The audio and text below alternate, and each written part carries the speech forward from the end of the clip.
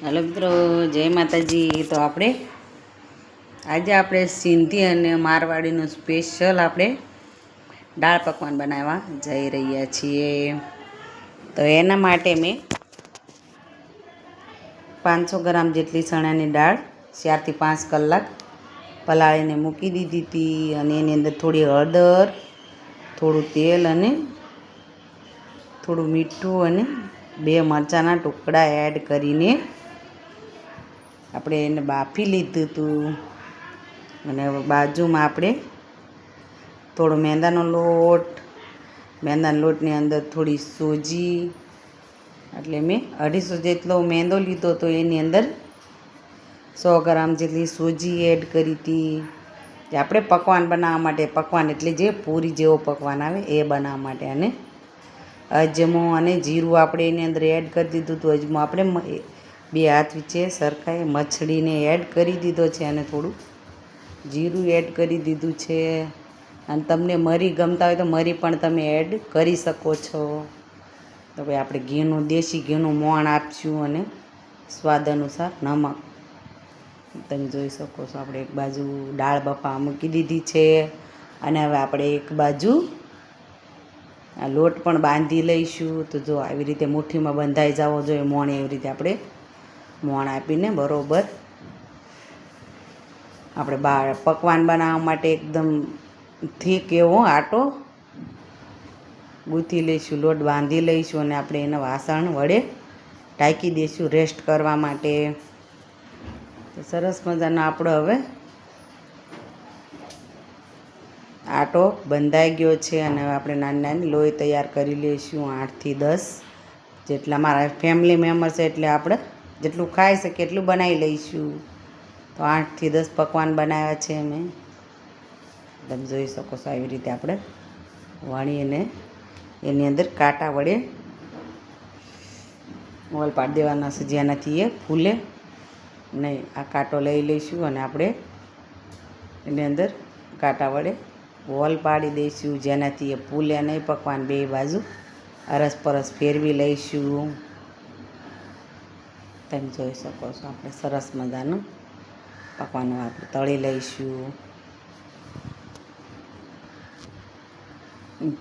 ધીમે ધીમે, અરસપરસ ધીમી આંચ ઉપર આપણે પકવાન એકદમ શેકવાના છે જેનાથી એ ફૂલે નહીં। ફૂલવા દેવાનો નથી પકવાનને બિલકુલ બી, આપણે એને કરકરા અને થીક બનાવવાના છે, નાખી ઓછા સરસ રીતે જુઓ તમે।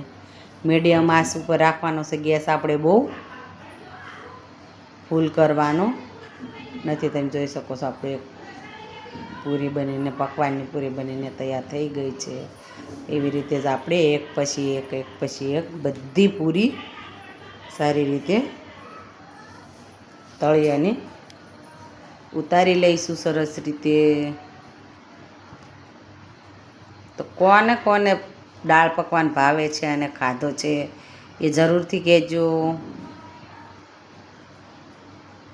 અમે તો બહાર ઘણીવાર ખાધું, ભાવનગરમાં બહુ વધારે મળે છે, અહીંયા અમદાવાદ લગભગ અમારા એરિયામાં ક્યાંય દાળ પકવાન મળતો નથી। આમ બહાર મળતો હોય તો ભલે, અમદાવાદમાં મેં નથી ખાધો પણ ભાવનગરમાં મેં ખાધો છે પકવાન, દાળ પકવાન। તો તમે જોઈ શકો છો આપણે પૂરી બનીને તૈયાર છે ને હવે આપણે એક બાજુ આપણે પકવાન દાળ પણ આપણી બફાઈ ગઈ છે સરસ રીતે।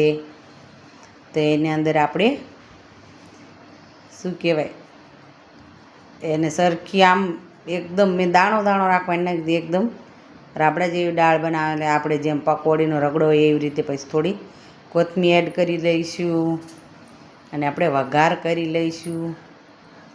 મેં એની અંદર શેકેલા જીરાનો પાવડર એડ કર્યો છે અને થોડી કોથમીર એડ કરી છે અને 2 ચમચી આમચૂર પાવડર એડ કર્યો છે। અને તમે કાળું નમક નાખવું હોય તો તમે કાળું નમક, મરી પાવડર એ બધું એડ કરીને મેં એક વાસણમાં વઘાર કરી અને વઘાર અંદર એડ કરી દીધો છે જેનાથી આપણે દાળનો ટેસ્ટ એકદમ બેસ્ટ થઈ જાય। તો જોઈજો આપણી દાળે તૈયાર છે, પકવાને તૈયાર છે। તો ચલો હવે આપણે આગળનું પ્રોસેસ કરશું। તમે જોઈ શકો છો દાળ સરસ રીતે બનીને તૈયાર થઈ ગઈ છે। તો હવે આપણે આગળ જઈશું.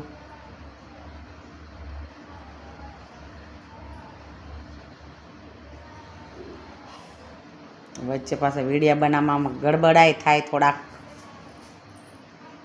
ને હવે આપણે પકવાનની પૂરી સરસ રીતે આમ તોડી લઈશું અને એની અંદર ગ્રીન ચટણી એડ કરી દઈશું. અને મેં ગ્રીન ચટણી ઘરે જ બનાવી. ટામેટાં એડ કરીશું. તમારે શાકભાજી જેટલી એડ કરવી હોય એટલી તમે એડ કરી.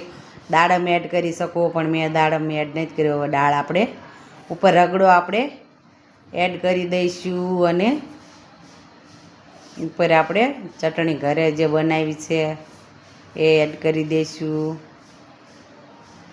મીઠી ચટણી જે આવે એ એડ કરી દે. તમે જોઈ શકો છો આપણે પકવાનનો લુક. તો આપણે આ તોડીને બનાવ્યો છે પકવાન, તોડીને પણ ડીશ બનાવી છે. અને હવે હું આખા પકવાનવાળી પણ ડીશ આપણે બનાવીશું. તો એના માટે આપણે એક આખી પૂરી લઈ લઈ. સરસ રીતે જોઈજો. હવે તમે લુક જો, પકવાનનો લુક જોઈ રહ્યા છો. આખી પૂરીની ઉપર પણ તમે બધું મિક્સ કરીને લગાવી શકો. તો કેવો લાગ્યો મારો વિડીયો? લાઈક